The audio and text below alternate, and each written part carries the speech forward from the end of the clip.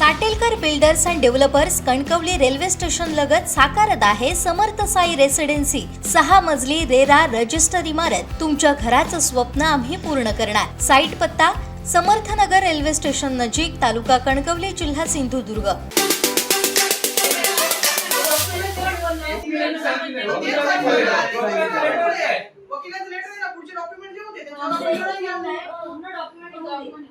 पूर्ण डॉक्युमेंट्स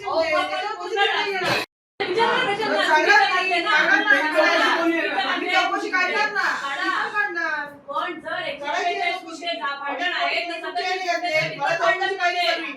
जर आपल्या जागेत नाही म्हणतात जागा ना, तर कुठच्या अधिकार तुम्ही ते पैसे घातला?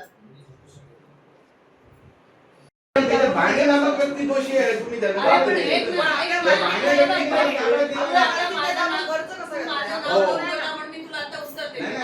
मी तुमच्या नावाने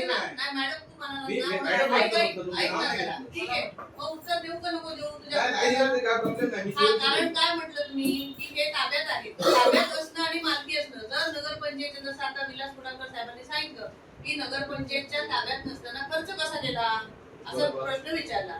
नगरपंचायतच्या कुठलाही निधी खर्च करताना त्यात आपल्या मालकीच्या जोडतात, सदर जागा मालकीची आहे, मग ते जोडलेलं त्यांनी दाखवावं। मग ते दाखवलं नसेल तर आपण आधी खर्च केला म्हणून परत केला असं केलं असेल तर ते नेमकं काहीतरी इथे फक्त आता आपल्या सभागृहात असं दिसतंय की मी कोणासाठी तरी भांडते आणि तुम्ही त्याला विरोध करताय, पण माझं म्हणणं त्याही पेक्षा वेगळं आहे। माझं म्हणणं आहे की जो 7/12/141 होता तो परत 141 सरपंच पुढा किंवा आता नगरपंचायत पुढा व्हावा आणि त्याच्यामध्ये मुख्याधिकाऱ्यांना दोषी मानण्याचं काम, कारण आजपर्यंत मागचे जे मुख्याधिकारी होते सगळ्यांची वैयक्तिक, पण माझ्याकडे काही कागद नाही असं नाही, आपणच सगळ्यांनी माहिती चर्चा याच सभागृहात केली की गेल्या मागच्या बॉडीमध्ये झाली नाहीये, याच सभागृहात आपण चर्चा केली ही केस झाली पाहिजे वगैरे हे सगळं बोललं, तेव्हा कोण मुले होता हा विषय नाहीये। पण मला एवढंच म्हणायचं, जर तुम्हाला वाटत असेल की याच्यात कोर्टात जाऊ नये, का जाऊ नये?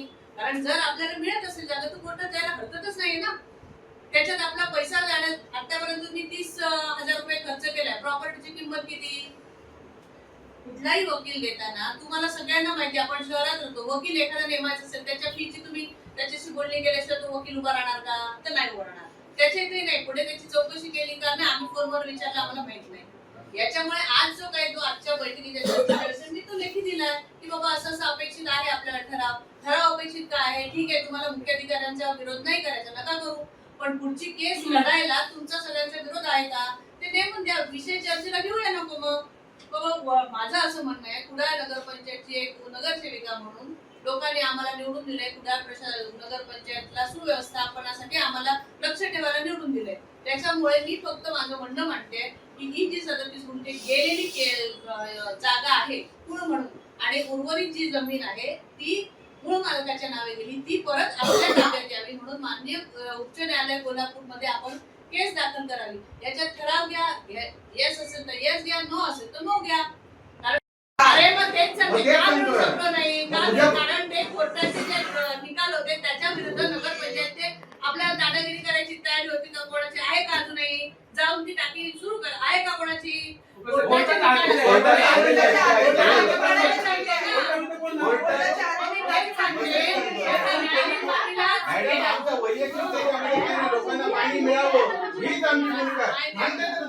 तुम्हाला काय माहिती आहे तर म्हणजे सांगताय काय?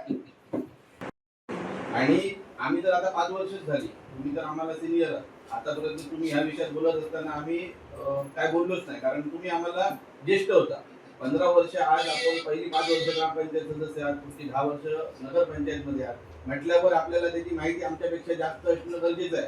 फक्त विषय काय झाला की ह्याच्या नगरपंचायत घोटाळा की बाबा नगरपंचायतचा घोटाळा म्हणजे का? ऑलरेडी त्याच्यावर खर्च पडलाय, हेच स्पष्टीकरण त्याच्यात होतं। आमची साहेब एवढीच इच्छा आहे की लोकांना पाणी मिळावं, जे गेले आता माझ्या हिशोबाने तरी 15 ते 16 वर्ष झाली या टाकीचा वापर अजूनपर्यंत काही नाही आहे, त्यामुळे लोकांना पाणी मिळावं हीच आमची माफक इच्छा आहे। जर मॅडम म्हणत असतील, जर त्यांना कॉन्फिडन्स असेलच की आपण जिंकू, कारण आता आपण लढलो आणि जर समजा भविष्यात आपण जर समजा परत असं होऊ देत नको पण ठरलो तर आपण संबंधित जागे मालकाकडे तडजोड करू शकत नाही, कारण ऑलरेडी तडजोडीसाठी त्यांचं पत्र आहे।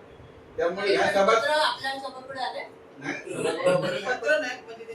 सांगितलं जर समजा असं असेल तर आपण सगळ्या सभागृहांनी जो निर्णय घेईल तो आम्हाला मान्य असेल. पण आमचं वैयक्तिक असं म्हणणं आहे की जर पाण्याचा प्रश्न लोकांचा मिटत असेल तर